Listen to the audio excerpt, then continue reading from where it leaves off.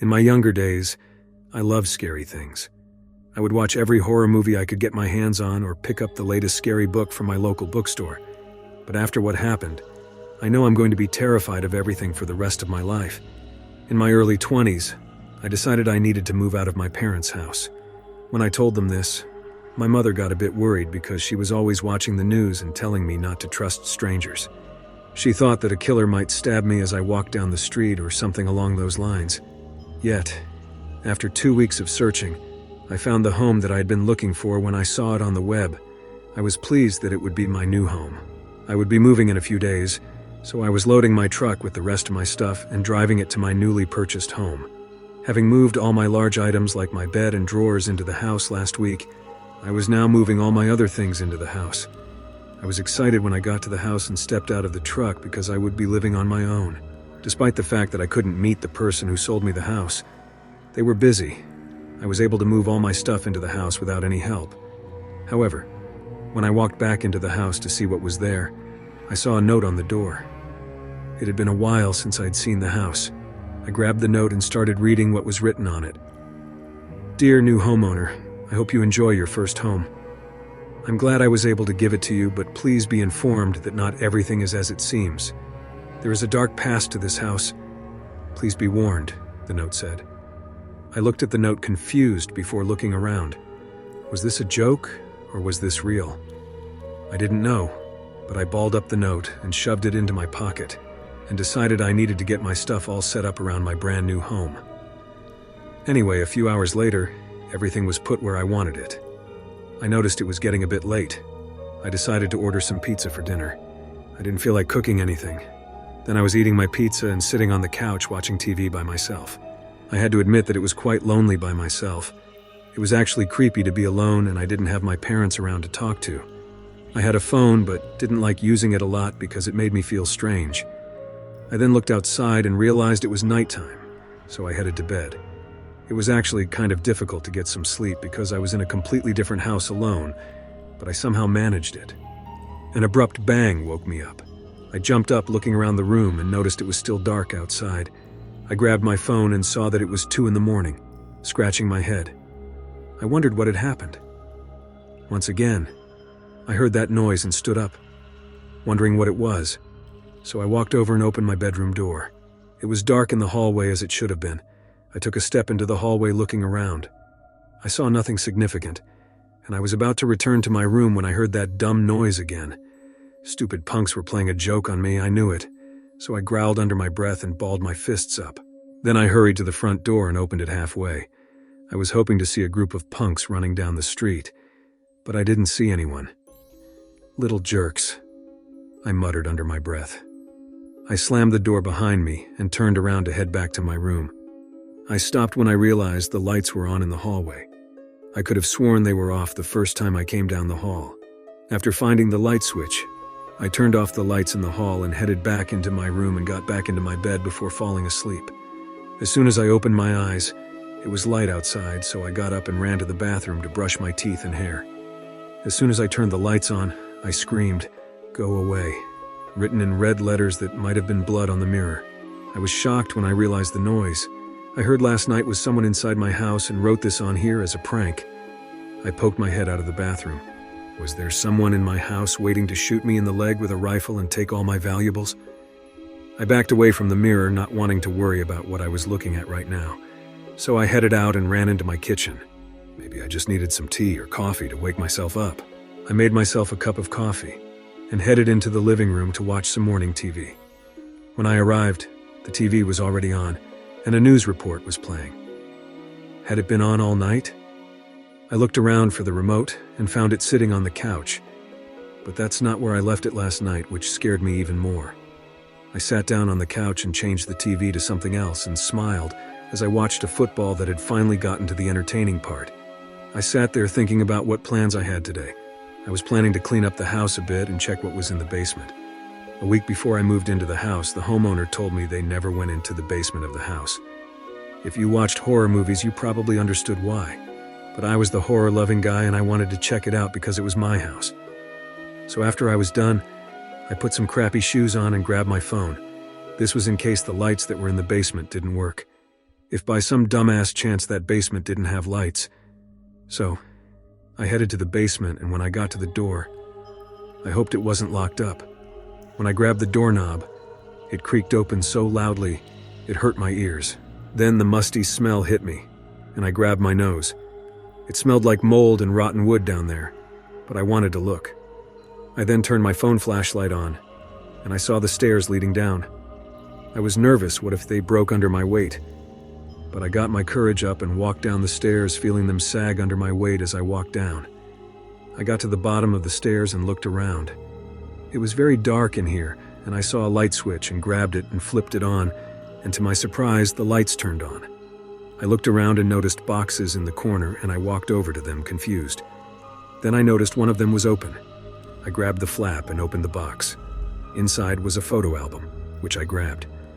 I then flipped it open and saw it was a picture of a family. It was a man and his wife. The lady was wearing a white dress, and both of them were smiling. "Go away!" a voice shouted from behind me. I jumped, and the book flew out of my hands and landed on the ground. I turned around and saw no one standing behind me. Standing up, I looked around some more, hoping that what I heard was just a dream, and I picked up the album and sat it back in the book. "Get out!" The same voice shouted even louder. I then ran for it up the stairs. I could feel sweat running down my face, and I didn't care as I ran up the stairs, slamming the door behind me. I sank to the floor in the hallway, breathing heavily. Who wrote that message on the mirror? I couldn't move. I didn't want to move. I was freaking out. Was I going crazy, or was that just my imagination? I stood up finally. I didn't know what else to do. I didn't want to be back in the basement, but I had an idea of what to do next. I ran into the living room and pulled out my phone, typing away on my keyboard as fast as I could. Looking up people who lived in his house before me was easy. I found the picture of the man and lady I saw in the album, and it had no information about them, and there wasn't any information about the house. I groaned under my breath. I felt like throwing my phone and breaking it into a bunch of small pieces. I decided I was just going to look around and fix some more things around the house, but I stopped looking at the front door. I never was an outdoor person, but for some reason I felt like I wanted to go outside, so I headed out looking around at my brand new neighborhood. Maybe I would run into one of my neighbors and get to have a pleasant chat with them and introduce myself. And I got my chance when I saw a young lady running down the street. I noticed she had headphones on, and she was heading in my direction, so I decided I would say hi to her. I stopped in front of her, but she didn't say anything. I said hello to her, but she ignored me and just walked right past me. I wanted to go after her and ask what was wrong with her, but I didn't want to be rude. "This is why I don't talk to people," I mumbled, heading back inside of the house. Nothing else happened, and I won't tell you what I did for the rest of the day. It was mostly being lazy and walking around my house thinking about that thing that happened in the basement. Before I knew it, the sun had set and it was time for bed. I then fell asleep in my bed, and upon opening my eyes, I noticed I was in a dark room, confused. I rubbed my eyes and then noticed I was standing up instead of laying down, and I was wearing my PJs. Where was I, and what the heck was going on? "Hello?" I called out, looking around, confused.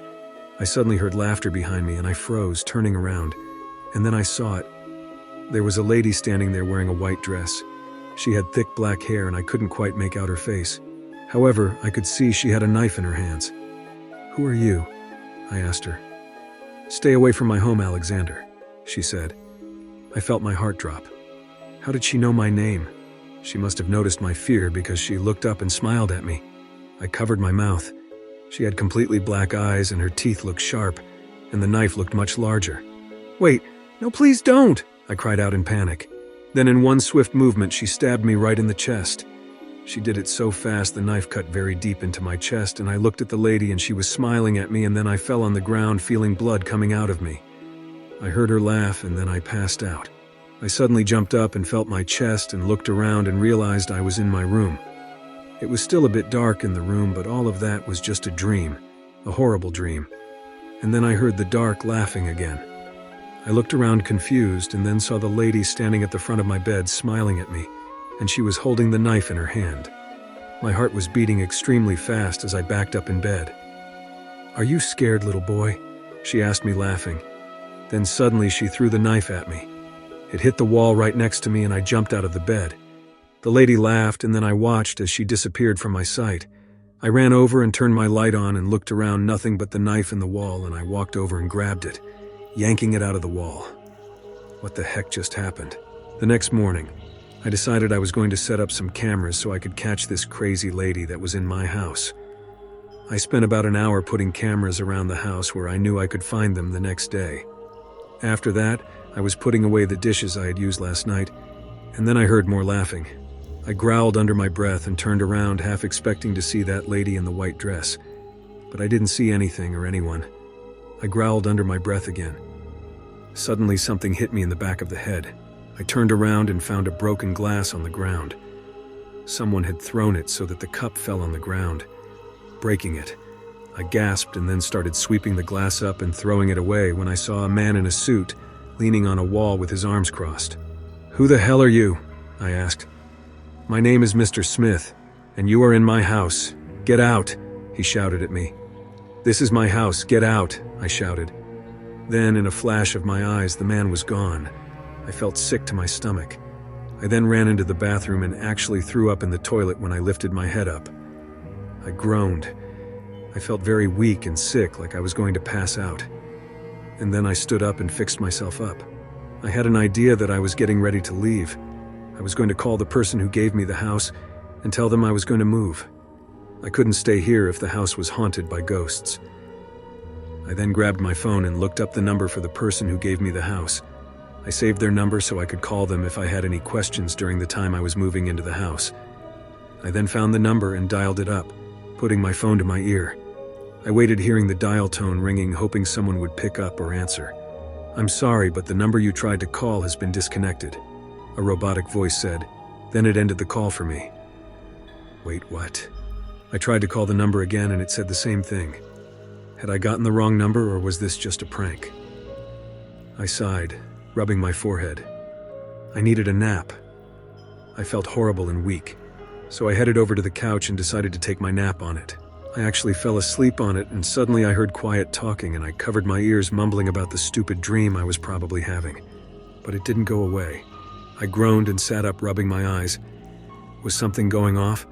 As I stood up, I followed the conversation, and then I stopped inside the dining room.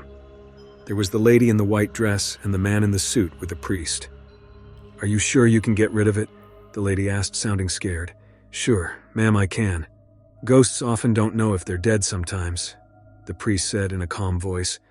This guy didn't know if the ghosts were dead because he saw them right in front of his face. I could feel anger rising inside of me and my fists balled up. I strode over to the table, ready to hit someone. "Why are you three in my house? Get out!" I cried, slamming both my fists on the table. All three of the people jumped when they saw the table jump, and a few of the things on it fell over. The lady grabbed the man's arm. Looking at me, the priest said, "The ghost is here." I growled under my breath. I wouldn't let these stupid humans kick me out of my house again. This was my home.